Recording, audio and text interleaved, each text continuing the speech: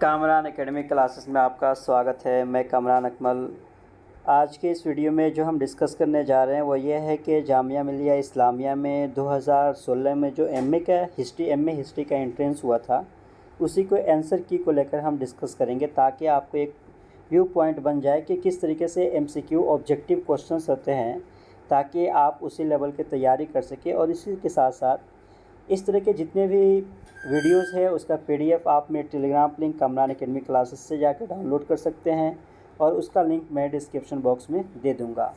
तो अगर हम बात करते हैं 2016 एमए हिस्ट्री का सेट ए है, जिसको हम सॉल्व करने अभी जा रहे हैं। सबसे पहला क्वेश्चन जो है वो ये है, the layering system in archaeology helps understand. Layering system जो आर्कियोलॉजी में होता है किस चीज़ को समझने में हमें मदद करता है, तो इसके बारे में अगर हम बात करते हैं तो इसका जो करेक्ट आंसर है वह है option B, continued sedimentation of material remains. तो option B is the correct answer. Question number 2, which of the following type of pottery was popular amongst megalithic people. Megalithic people के दरमियान में सबसे ज़्यादा किस टाइप का पोटेरी जो था बहुत ज़्यादा पॉपुलर था, तो इसके बारे में अगर हम बात करते हैं तो इसका जो करेक्ट आंसर है वह है ब्लैक एंड रेड वेयर। इसी के साथ साथ अगर हम बात करते हैं कि लेटर वैदिक पीरियड में तो वहाँ पे ब्लैक वेयर बहुत ज़्यादा पॉपुलर था, और फिर नॉर्दर्न ब्लैक पॉलिश्ड वेयर के बारे में अगर हम बात करते हैं तो ये आयरन एज में आके बहुत ज़्यादा पॉपुलर हो गया। The half life of carbon 14 is. Carbon 14 का हाफ लाइफ कितने दिन का होता है, तो इसके बारे में अगर हम बात करते हैं तो इसका जो करेक्ट आंसर है वह है 5730 साल। Question number 4, microliths are. Microliths होते क्या हैं, तो इसके बारे में अगर हम बात करते हैं तो ये मेसोलिथिक टूल्स होते हैं, तो option B is the correct answer. Question number 5, in which of the following Harappan cities have archaeologists discovered a middle city which is different from a citadel and a lower town. Harappa के वो कौन सा शहर में जिसमें आर्कियोलॉजिस्ट ने एक middle city को डिस्कवर किया था, जो न कहीं साइटेडल या लोअर टाउन से काफ़ी डिफरेंट पाया गया है। तो इसके बारे में अगर हम बात करते हैं तो इसका जो करेक्ट आंसर है वह है धोलावीरा। धोलावीरा गुजरात में है, और अभी यूनेस्को की जानिब से हिंदुस्तान का 40वां जो यूनेस्को हेरिटेज साइट में जिस साइट को दर्ज किया गया है वो धोलावीरा ही है, और धोलावीरा अभी गुजरात में है। Question number 6, which of the following is considered to be the precursor to the seals of Harappa. Precursor शिल्प जो हड़प्पा के सिल्स है उसके प्रिकर्सर किस चीज़ को समझा जाता है, तो इसके बारे में अगर हम बात करते हैं तो इसका जो करेक्ट आंसर है वह है टेराकोटा सिल्स फाउंड एट मेहरगढ़, कि जो मेहरगढ़ में टेराकोटा सिल्स पाए गए हैं उसको कहा जाता है। क्वेश्चन नंबर 7, तो दो water buffaloes are discovered depicted on seals found at different sites, it's original remains are found from.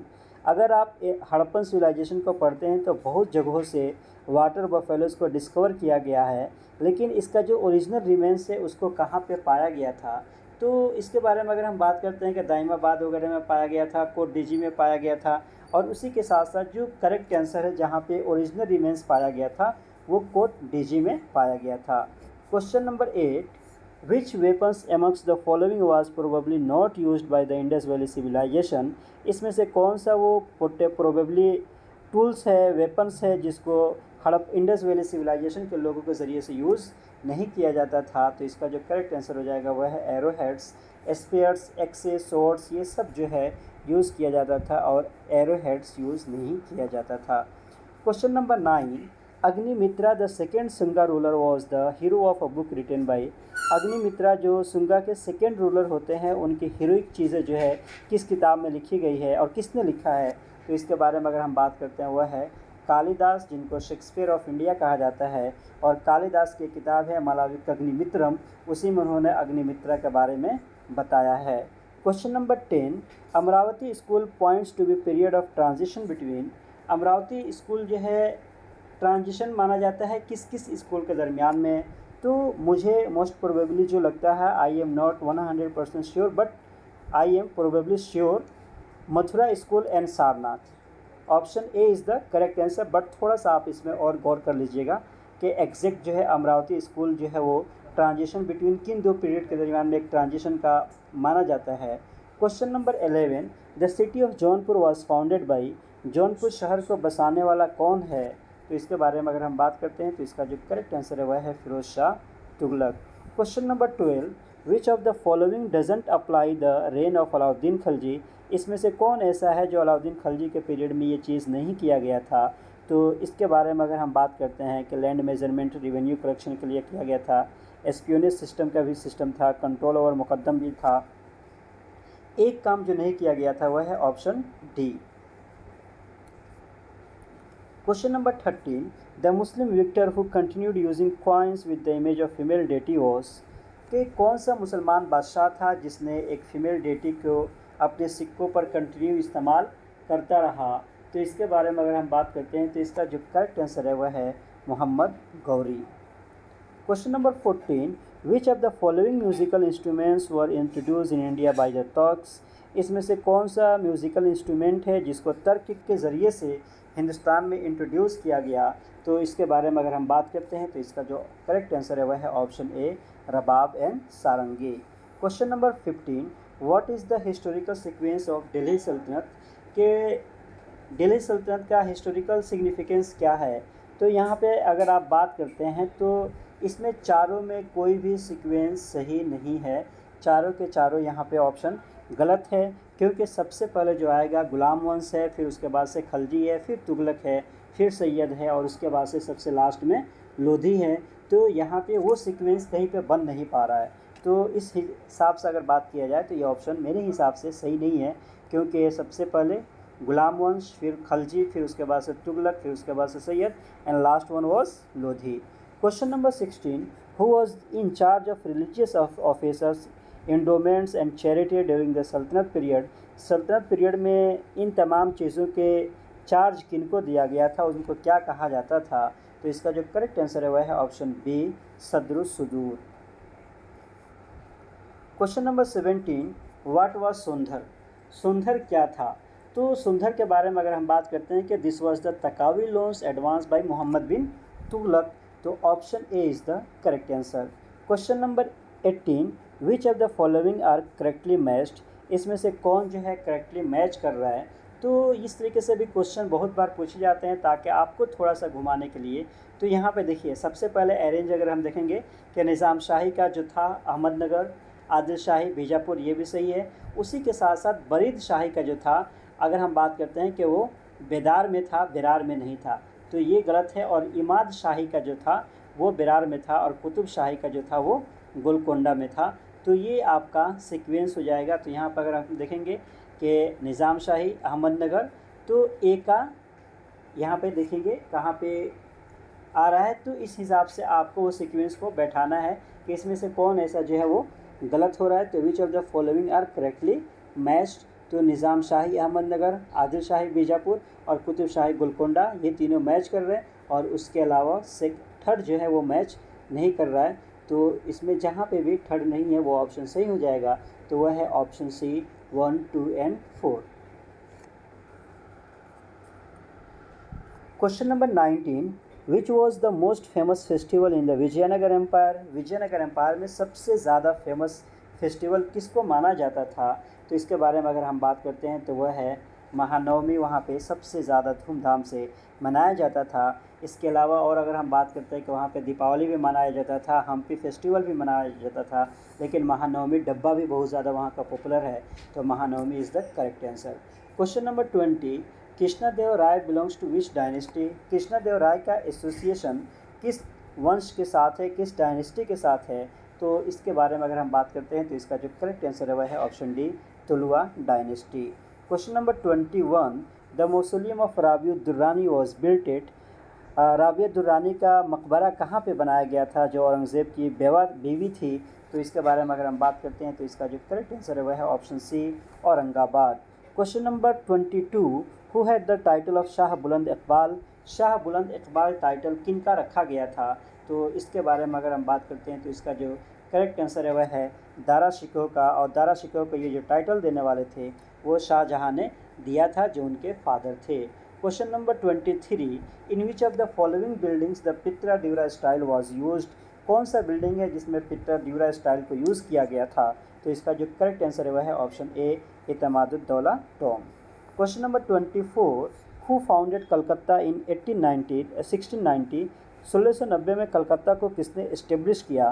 तो इसका जो करेक्ट आंसर है वह है ऑप्शन डी, जॉब कार्नोक ने कोलकाता शहर को 1790 में बसाया था और 1931 में दिल्ली को एडविन लुटियंस ने बसाया था।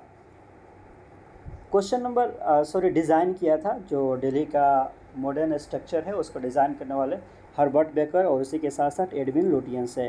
Question number 25, arrange the following Mughals.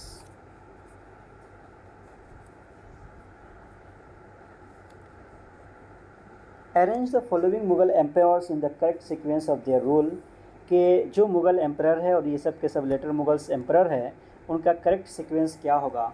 तो इसके बारे में अगर हम बात करते हैं कि सबसे पहले यहाँ पे जो नाम आएगा वो देखना होगा। सबसे पहले कि इसमें कौन सा नाम आना है। यहाँ पे सबसे पहले जो है वो आपका शाह आलम, उसके बाद से जहांदार शाह और बहादुर शाह जो थे उन्हीं का जो टाइटल है उन्होंने शाह आलम टाइटल लिया था। तो शाह आलम एक नंबर पे, जहांदार शाह दूसरे नंबर पे, फर्रुख सियार तीसरे नंबर पे और उसी के साथ साथ चौथे नंबर पे Mohammad Shah and last one is Ahmad Shah. तो इसका जो सीक्वेंस हो जाएगा 4, 2, 1। तो यहाँ पे 4, 2, 1 कहाँ पर आ रहा है? तो ये ऑप्शन ए जो होगा वो करेक्ट आंसर हो जाएगा। तो इस तरीके से आपको सीक्वेंस भी बहुत ध्यान से याद रखने की ज़रूरत है। Question number 26, when Nadir Shah invaded India the Mughal empire was. जब नादिर शाह का आक्रमण हिंदुस्तान में होता है उस वक़्त मुग़ल बादशाह कौन था? तो इसके बारे में अगर हम बात करते हैं तो इसका जो करेक्ट आंसर है वह है ऑप्शन बी, वह है मोहम्मद शाह। और मोहम्मद शाह का जो पीरियड है वह है 1719 से लेकर 48 तक और 1939 में बैटल ऑफ करनाल हुआ था और बैटल ऑफ करनाल जो है मोहम्मद शाह और नादिर शाह के दरमियान में लड़ा गया था करनाल में, और करनाल जो है वो हरियाणा में है। Haidar Ali strength his position after becoming the faujdar of. कहाँ के फौजदार बनने के बाद से उन्होंने अपने पोजीशन को और ज़्यादा स्ट्रेंथ किया। तो इसके बारे में अगर हम बात करते हैं तो इसका जो करेक्ट आंसर है वह है option C, Dindigul. Question number 28, who was the immediate successor of Ranjit Singh. Ranjit Singh का इमीडिएट सक्सेसर कौन था? तो वो थे खड़क सिंह और खड़क सिंह जो थे उनके लड़के थे। Question number 29, the black hole tragedy took place at. Black hole tragedy क्या है और ये कहाँ पे हुआ था? तो इसके बारे में अगर हम बात करते हैं तो इसका जो करेक्ट आंसर है वह है ऑप्शन ए, कलकत्ता में हुआ था। और कलकत्ता में ये 1756 में हुआ था और उस वक़्त कलकत्ता के जो नवाब थे वो सिराजुद्दौला थे। Question number 30, who are the gumashtas. Gumashtas कौन थे? तो गुमश्ता के बारे में अगर हम बात करते हैं कि they were the East India company's agent. East India company के वो एजेंट थे। Question number 31, who of the following was not related to the revolt of 1857। इसमें से किनका एसोसिएशन जो है वो 1857 के विद्रोह बगावत के साथ नहीं है? तो इसका जो करेक्ट आंसर है वह है अशफाकुल्लाह खान। अशफाकुल्लाह खान और उसी के साथ साथ अगर हम बात करते हैं राम प्रसाद बिस्मिल और रोशन सिंह, ये सब ऐसे लोग थे जिनका association Kakori robbery train incidents के साथ है जो 1925 में हुआ था। Question number 32, which of the following British general termed Rani Lakshmibai of Jhansi as the best and the most courageous of the rebel leaders. किसने रानी लक्ष्मीबाई के बारे में कहा था कि वो बहुत ही बेस्ट है और बहुत ही करेजियस और बहादुर रिबेल लीडर थी? तो इसके बारे में अगर हम बात करते हैं तो इसका जो करेक्ट आंसर है वह है सर ह्यूज रोस। और सर ह्यूज रोस ने ही उनको हराया था और उनको सप्रेस किया था। Question number 33, after the revolt of 1857 the British recruited Indian soldiers mostly from. कहाँ से उन लोगों ने सबसे ज़्यादा आर्मी में नियुक्ति की? या तो वो है Gorkha, Sikh and Punjabis of the north. इन लोगों को सबसे ज़्यादा इसमें लिया गया। हु वाज बिरजिस कदर। बिरजिस कदर कौन थे? तो इसके बारे में अगर हम बात करते हैं कि वह है the son of Hazrat Mahal the Begum of Awadh, कि वो हजरत महल के लड़के थे जो अवध के नवाब थे। Question number 35, who was the editor of the Hindu patriot. Hindi patriot के एडिटर कौन थे? तो इसके बारे में अगर हम बात करते हैं कि वह है Harish Chandra Mukherjee. Option A is the correct answer. और ये 1853 में इसको इशू किया गया था and this was the weekly magazine in English language. Question number 36, who chair the 1961 Belgrade Yugoslavia NAM summit. Non aligned movement का जो समिट हुआ था 1961 में, उसको चेयर करने वाले कौन थे? तो इसके बारे में अगर हम बात करते हैं तो इसका जो करेक्ट आंसर हो जाएगा वह है जोसेफ ब्रोज टिटू। ने इसको चेयर किया था। और ये दोनों ब्लॉक से, ईस्ट या वेस्ट का जो ब्लॉक था, उन दोनों ब्लॉक से होकर नेम को एस्टेब्लिश किया गया था, जिसमें जमाल अब्दुल नासिर का, टीटू का, उसी के साथ साथ आपको पंडित जवाहरलाल नेहरू का योगदान बहुत ज़्यादा माना जाता है। Question number 37, which of the following decades was designated in the SAARC decade of poverty alleviation? किस डिकेड को सार्क के ज़रिए से पॉवर्टी को ख़त्म करने का डिकेड करार दिया गया था? तो इसके बारे में अगर हम बात करते हैं तो इसका जो करेक्ट आंसर है वह है ऑप्शन डी, 2006 से लेकर 2015 के टाइम को decade of the poverty alleviation किया गया था। Question number 38, the Shimla agreement was sign between India and Pakistan in which year? Shimla agreement Hindustan और पाकिस्तान के दरमियान में किस साल में हुआ था? तो इसके बारे में अगर हम बात करते हैं तो इसका जो करेक्ट आंसर है वह है option A. What is agent orange? Agent orange क्या होता है? तो इसके बारे में अगर बात करते हैं, क्या weed killing chemical used by the US military in the Vietnam war? कि ये एक वीड किलिंग केमिकल था जो यूएस मिलिट्री के ज़रिए से वियतनाम वॉर में यूज़ किया जा रहा था।